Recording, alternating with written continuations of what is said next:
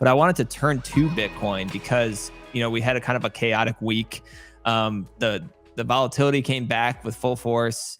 It woke up from its summer slumber. It dropped back down to towards 25,000. And there's a lot of speculation as to why that is. One of those things is Binance. And Joe, I know you have a chart. I was wondering if we could throw it up here on the screen. You can kind of walk people through it. But some people think that this could be some selling going on behalf of Binance. Can you talk us through what's maybe going on there? And then I'd love to hear TXMC's thoughts about maybe what are some of the catalysts of maybe this recent price movements. But let's throw up this chart here, Joe. You can walk us through it.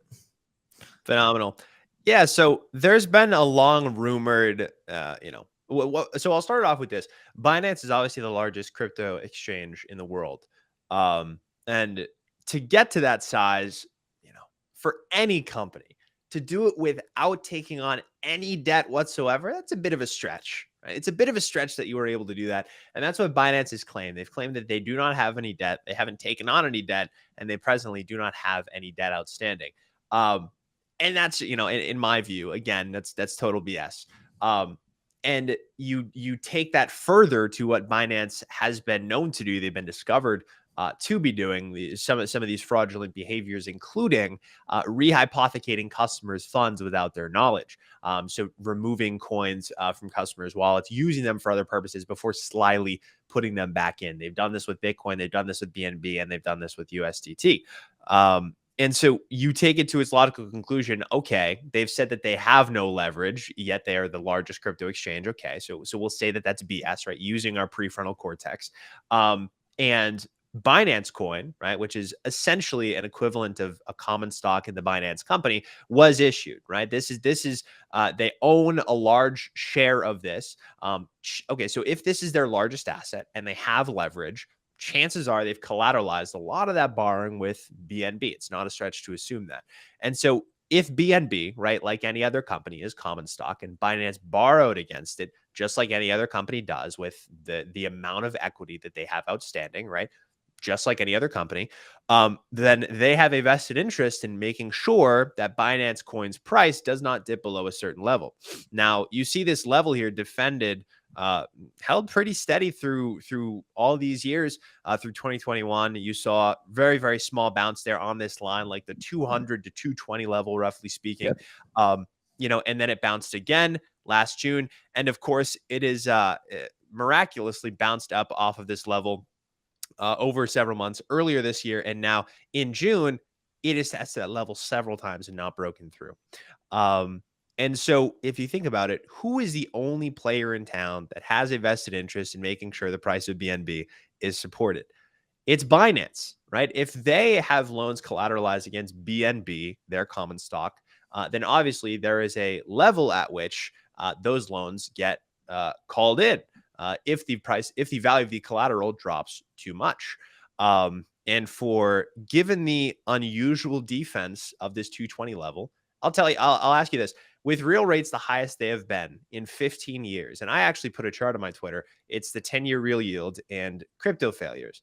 And crypto, these various crypto frauds, these schemes, these coins, they've unwound as real rates are now approaching 2%. Okay. So with all of that happening, with this global de-risking, this $5.57 trillion in U.S. money market funds, $40 billion of inflows last week, the S&P 500 is finally turning as the risk premium just isn't there anymore for owning the S&P 500, right? If all of this de-risking is happening, who is buying Binance Coin, right? Who is divesting? Who is taking on Binance Coin, right? Who is divesting from these other instruments and going to Binance Coin? It's Binance. In my view, there is no other player in town. Yeah, I mean, it makes a lot of sense. And Binance has gone through a lot of issues with regulators. They've been sued by the CFTC, the SEC. There's a slew of senior officials who left from Binance. They've been cut off from fiat rails. And so it's pretty weird that their coin continues to kind of hover above that level. And that's why there's a lot of speculation around, could there be some kind of loan that they're trying to prevent from liquidation so that that doesn't tank? Because we know that Binance holds a substantial amount of BNB on its balance sheet. So TXMC, I don't know if you have thoughts around this Binance stuff or just this price drop in general, but I'd love to finish off with just a thoughts from you on this, and then we can close up this talk. Sure. Well, I don't have a strong opinion about what's going on with Binance there. But I think Joe's probably more on the money with anything than I could come up with. But I do think the BNB chart is probably one of the most interesting things to look at in crypto right now, because it's literally hovering over the ground like Luke's land speeder. And I think that it's a pretty quick trip to $50 if that level gets lost. I mean, just look at the chart. It's basically held up by a flagpole. And if that goes, then there's going to be a lot of people wrecked in this space, because they're the biggest exchange. They currently have the biggest spotlight. They have a lot of Bitcoin. They also have a lot of BNB. But I think it's Binance FUD is definitely an appealing topic. I don't know how much fruit is on the vine. Like, they definitely have SEC lawsuits, and they're up to some suspicious stuff. But then there's also like maybe another like 30% that's just people kind of throwing things on top. And sometimes, it's hard to know what's true and what isn't. I know that as far as like on-chain activity goes, it can be really hard to know who's actually up to certain things if you haven't gotten all the addresses tagged just right.